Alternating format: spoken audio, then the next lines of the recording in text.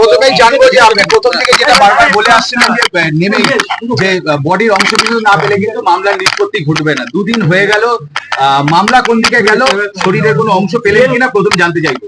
আশা করছেন কি?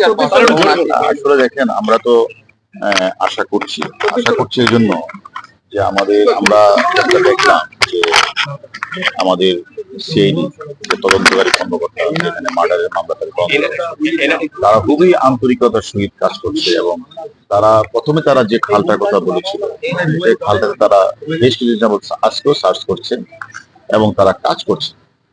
পাশাপাশি আমরাও তাদের সাথে আসছি, আমরাও তাদেরকে কিছু রিকোয়েস্ট করেছি আজকে তারা যেন সঞ্জীবা গার্ডেনের পাশে একটা হাতিশালা লেক আছে, কাঠের পুলটার পাশটা যেন আমরা রিকোয়েস্ট করি এটার জন্য সার্চ করা হয়। পাশাপাশি আমরা তাদেরকে আরেকটা রিকোয়েস্ট করেছি যে যে বাসাটা উনি ঢুকেছিল আমাদের মাননীয় সংসদ সদস্য, সেই বাসায়ও আমরা সার্চ করতে বলেছি যে ওই যে তিনটা যে কমোড আছে ফ্লাশ করার পরে যেখানে জমা হয় ওটাও ভাঙতে বলেছি। অর্থাৎ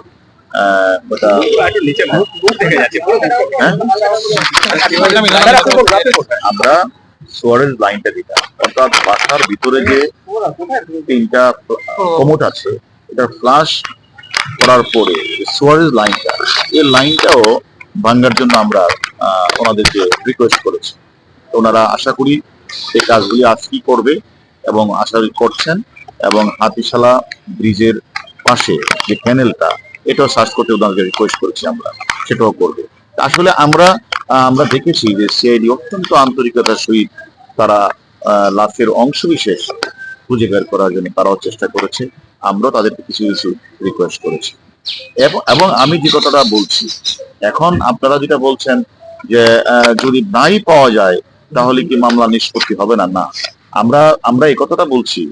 দেখেন, ভারত মহাসাগরে একটা বিমান বিধ্বস্ত হয়েছে, 227 জন এবং 12 জন পুরুষ তারা 3 বছর যাবৎ এই 46,000 বর্গ মাইল এলাকা ভারত তারা কিন্তু সার্চ করেছে, তারপর তারা পায়।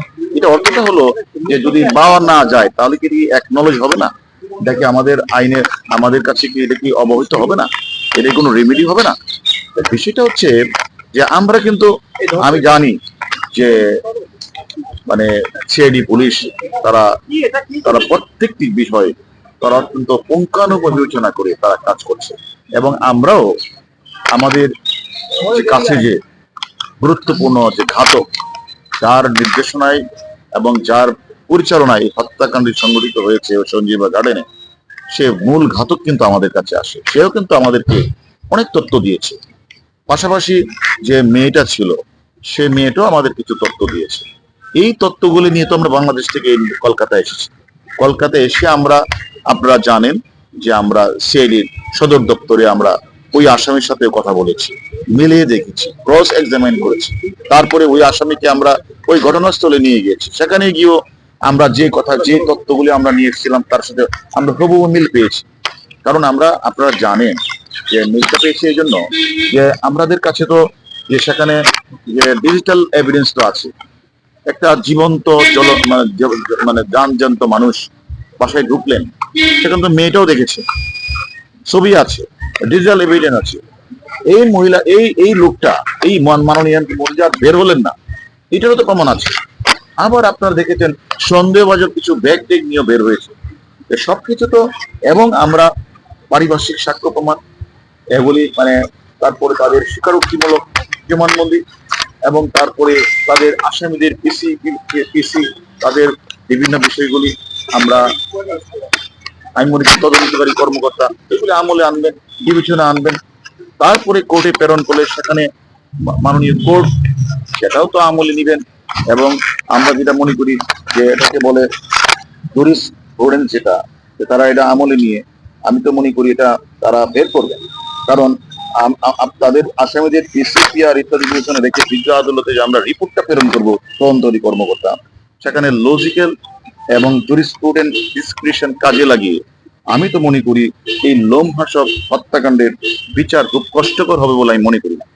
ভাই উপরে সেন্সর উপরে একটা ঘুম রয়েছে, যেটা ফেস সেন্সর, সেটা এবং হত্যাকারীরা যে খুন করার জন্য যে সমস্ত ইকুইপমেন্ট ব্যবহার করছে, দেখেন আমি একটা কথা বলি, আমরা আমরা আমাদের মূল ঘাতক এবং এখানকার যে জাহিদ হাওলাদার, এরা যে তথ্যগুলি তারা দিয়ে দুই দেশ থেকে আমরা নিয়েছি, আমরা ক্রস এক্সামিন করেছি, সেখানে তারা যে গাড়িটা ব্যবহার করেছে, কোন রঙের গাড়িটা ব্যবহার করেছে, কে কে ছিল, আমরা তো হুবহু মিল পেয়েছি।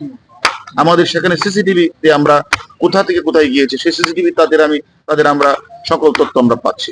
এখানে সেখানে তারা ঢুকে কোন রুমে গেলেন সেটা সিসিটিভি আমরা পাচ্ছি, ডিজিটাল এভিডেন্স পাচ্ছি, পারিপার্শ্বিক সাক্ষী পাচ্ছি।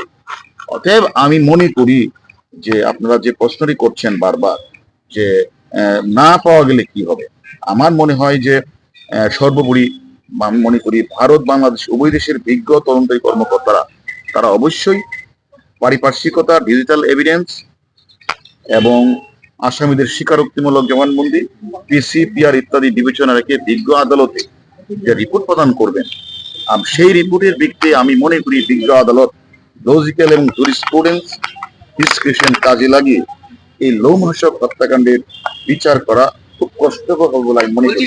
তবে এর অর্থ এই কথাটা, এটার অর্থ এই নয়, আরো তো অনেক দিন চলবে তদন্ত চলবে। আমাদের এই পুলিশ মানে কলকাতার সিআইডি তারা তো কাজ করছে।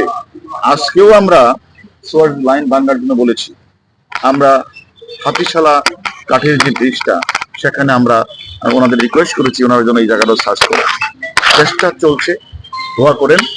অবশ্যই আমরা নতুন কটা লোকেশন সার্চ করতে বললেন, এক, দ্বিতীয়ত এই একই মামলার দুই অভিযুক্ত